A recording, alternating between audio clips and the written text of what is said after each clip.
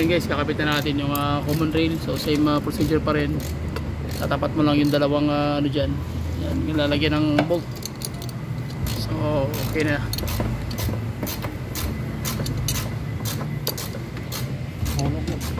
Yan.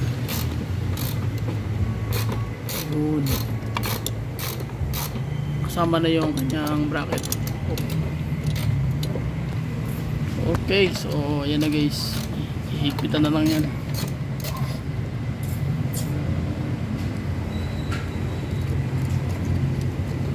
Ayan.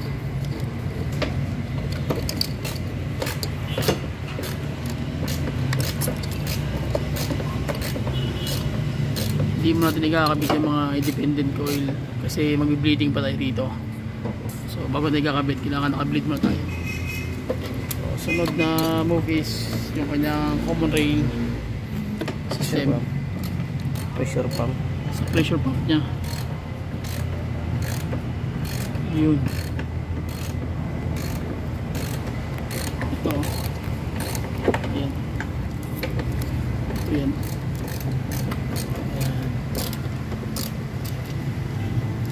Dito yan siya nakakonect.